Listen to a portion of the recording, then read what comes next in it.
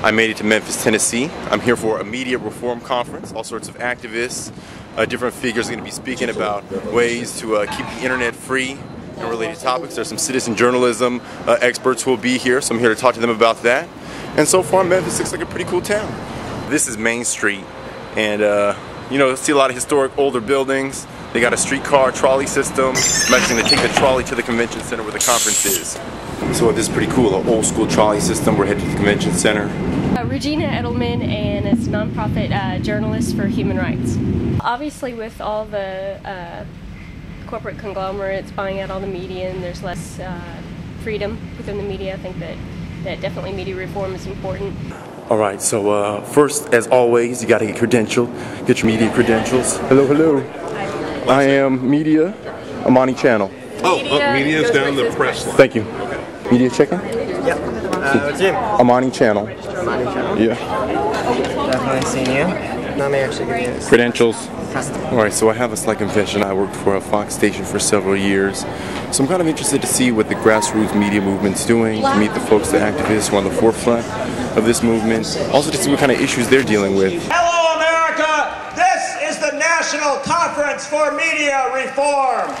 The main mission of the organization is really to bring together a democratic coalition of people who are concerned about the need to have informed media, access to information in order to be able to make informed decisions. How do black folk process various media outlets?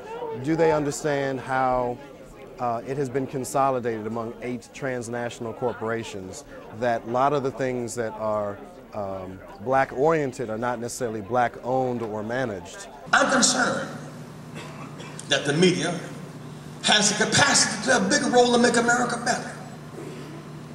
And that's why this idea of media concentration is a bad proposition. I'm here for the reason that everyone's here, that I'm concerned about independent media, I'm concerned about democracy and the expression of democracy. And we all need to be concerned about that. We're suffering in this industry, but you need to understand the policy, because while you're in there fighting with CNN and CBS and Fox and all of them, and do that on a righteous platform, do that. If you don't get policy, if you don't get an ear of an FCC commissioner, or as Van Jones says, if you don't put somebody like Davy D, the face of that, the community, on policy decision-making stuff. If we don't come together in collaboration, understand that sharing is not giving up anything you have, it's just sharing, and when you give, it will come back, then we are really going to be suffering. The free press has done a great deal to show how people of color have increasingly been marginalized as media monopolies grow. How you're described determines how you're perceived.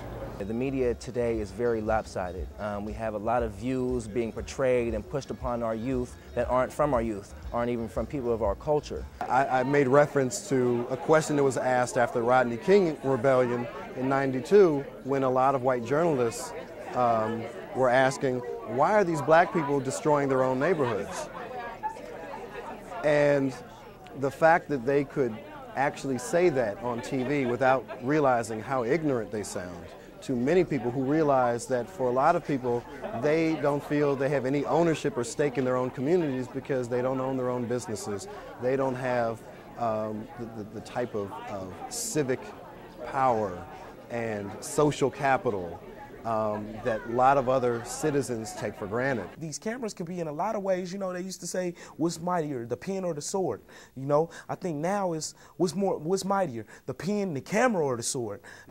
The only cases where the media has responded responsibly in the case of police abuse is when the camera, some obscure individual has caught those scenes on camera and then provided it to the mass market.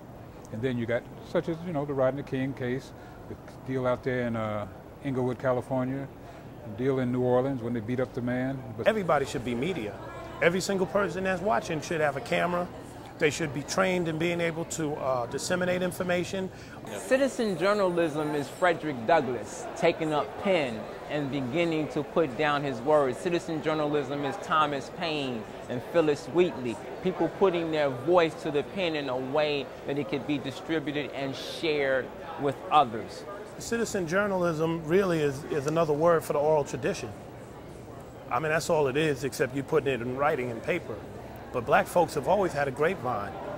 It is essentially, I think, an individual taking responsibility to report news and information and share as she or he deems appropriate and of interest to whatever size readership. If we're not shaping our own thoughts, somebody's shaping them for us. And when somebody's shaping them for us and we have no say in that, I mean, that's just another form of slavery.